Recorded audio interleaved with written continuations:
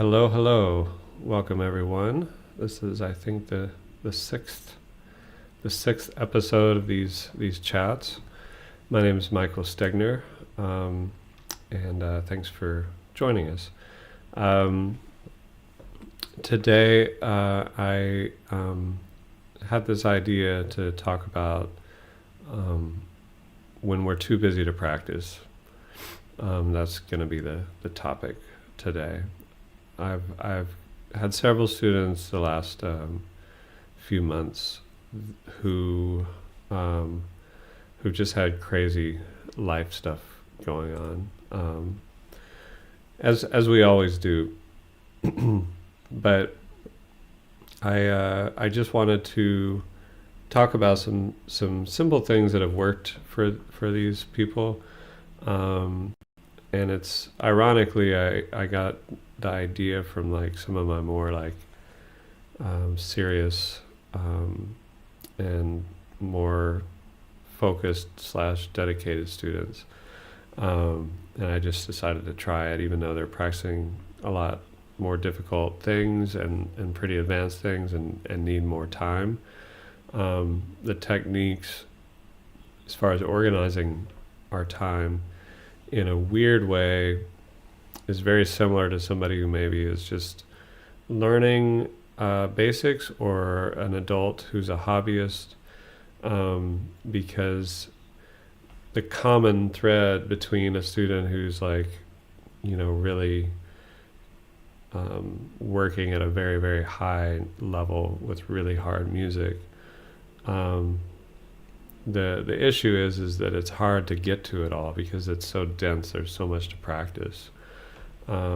So that's common in that, maybe they have 8 hours of work to do on their practicing every day, whereas somebody who, is raising a family, who works a really intense job, and maybe a bunch of other things, they have the same thing. It's just almost impossible to get to it all, even though it doesn't seem like they have a lot of work to do. So anyway, that's what we're gonna touch on today.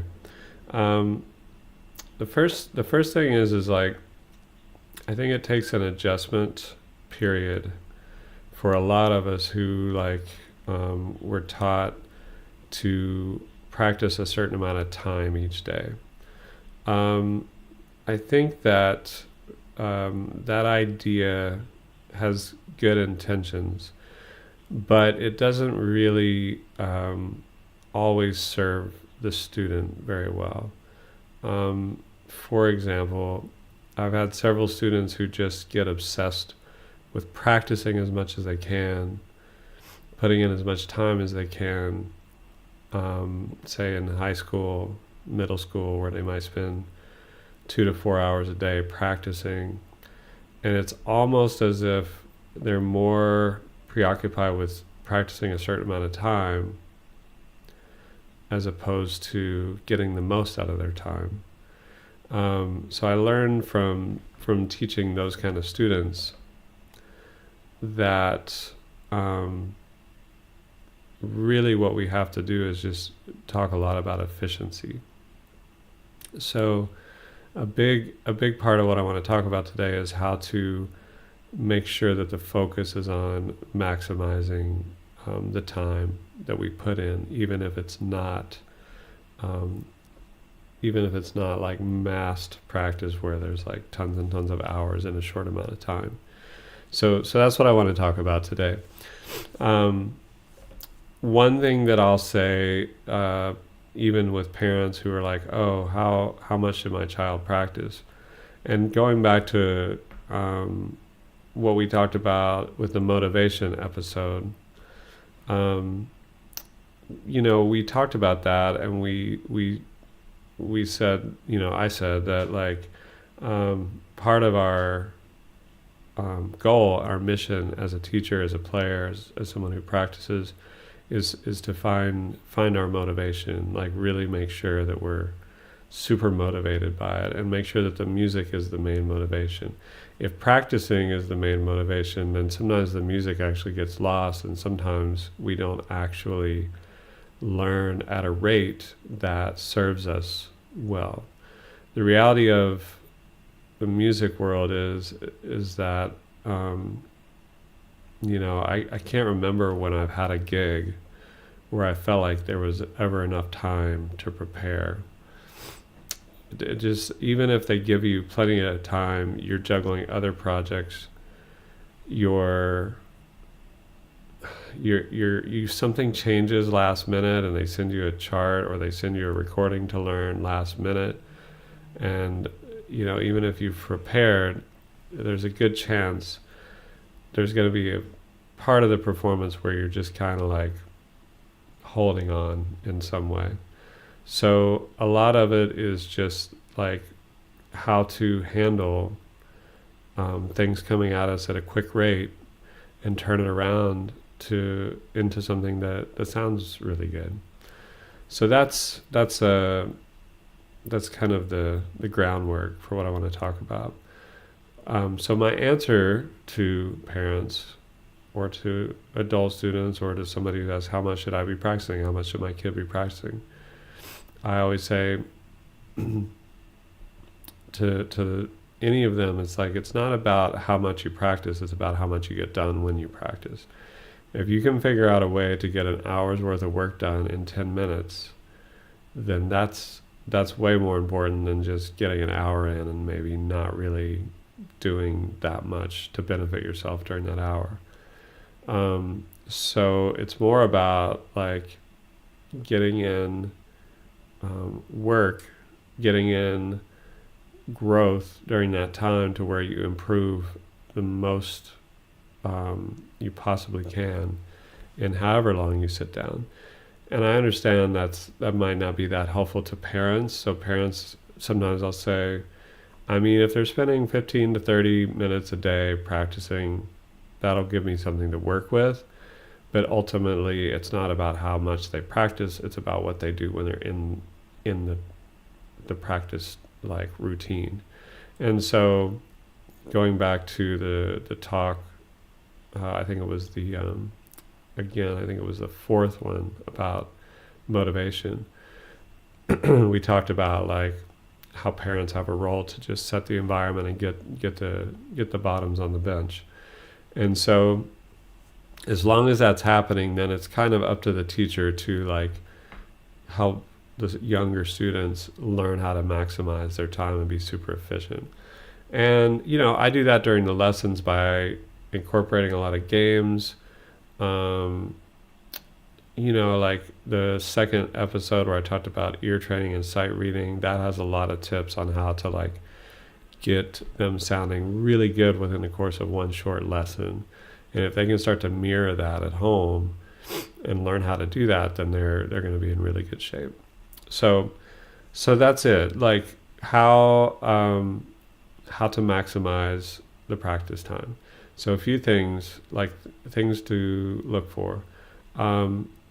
Try, this is going to sound weird, but try to always be sounding bad when you practice. A lot of times, as soon as we learn to do something that we feel proud of, we tend to just do that thing. We play that piece over and over and over again. How many of you had, we have a student or a kid or yourself, you've learned a piece and you never thought you could learn it, but you maybe got to the point where you could perform it, and then it becomes your favorite thing to play, and you play it over and over and over. So when it comes time to practice, we go to the piano and we play that piece a few times before we venture into whatever is currently on the list, even if that piece is like old and not in our rotation anymore. This is not really practicing. So what I always tell my students is like, if you're sounding good at home, then you're playing. If you're sounding bad, then you're practicing. So it's that you kind of have to, over time, learn to get hooked on the idea of not sounding good. Because if you say sit down to practice and you know you only have 10 minutes to practice before other things happen in life, you're in a much better scenario if you immediately start playing something that needs a lot of work.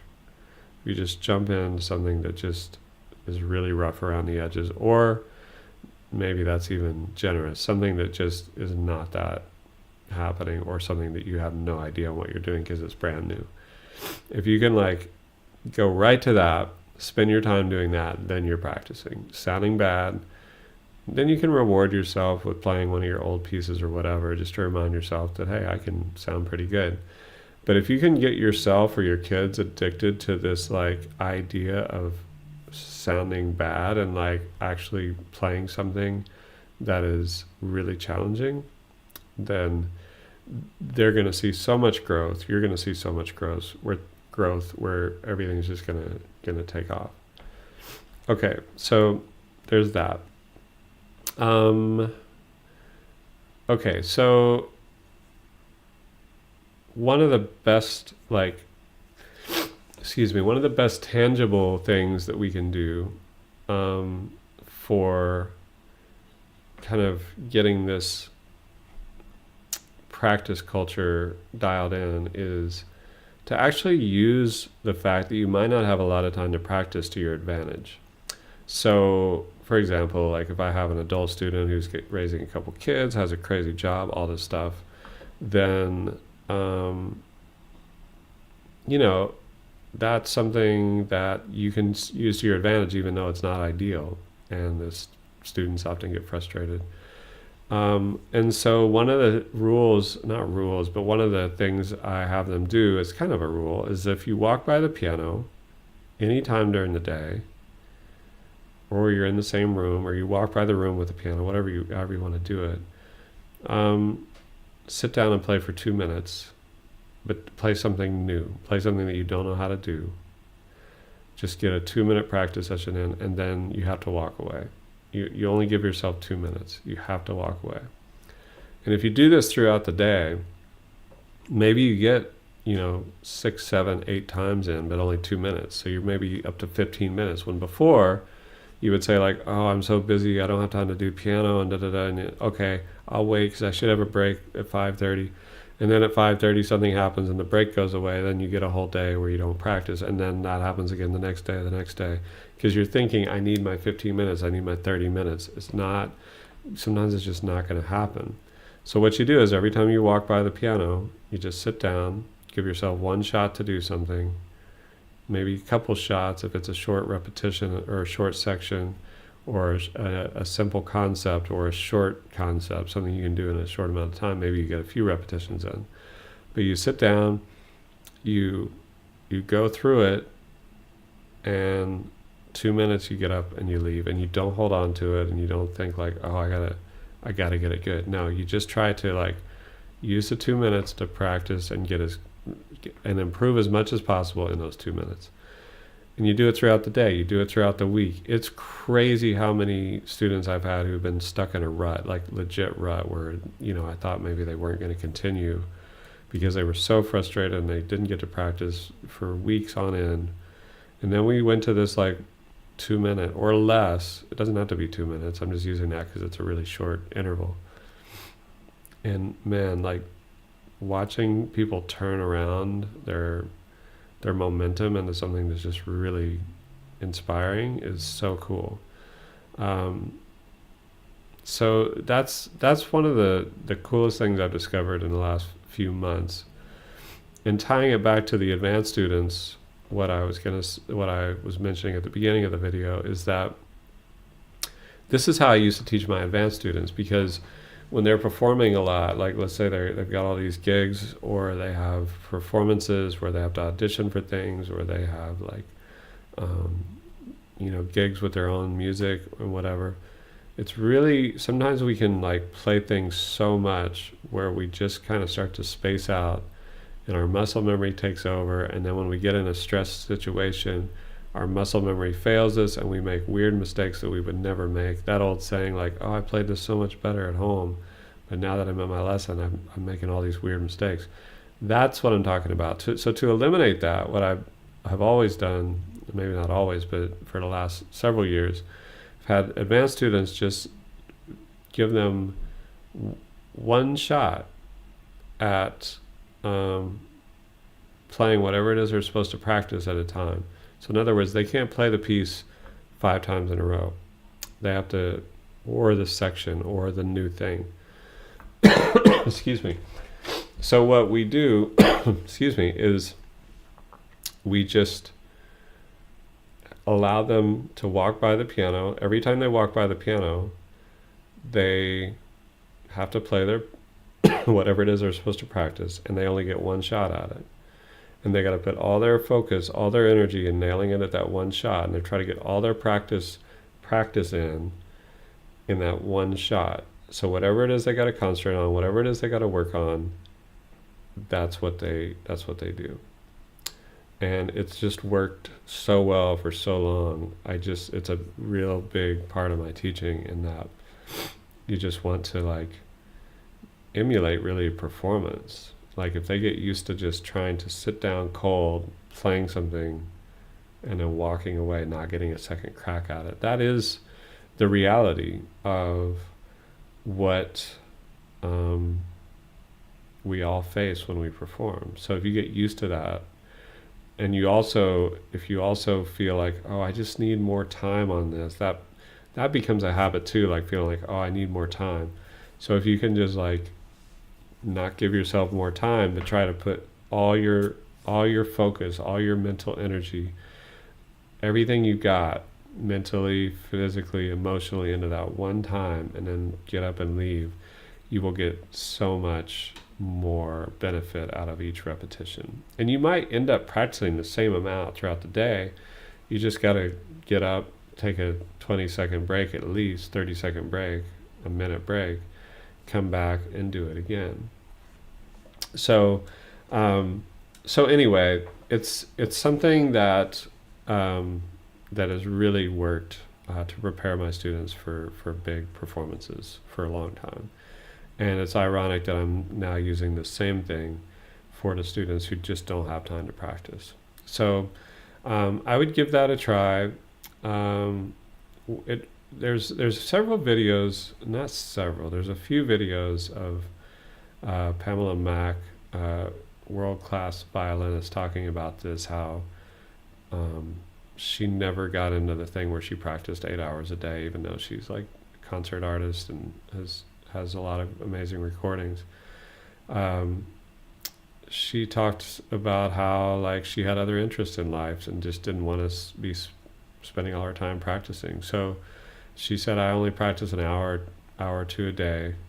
And she talked about how it's all about getting the most amount of efficiency from your practice session.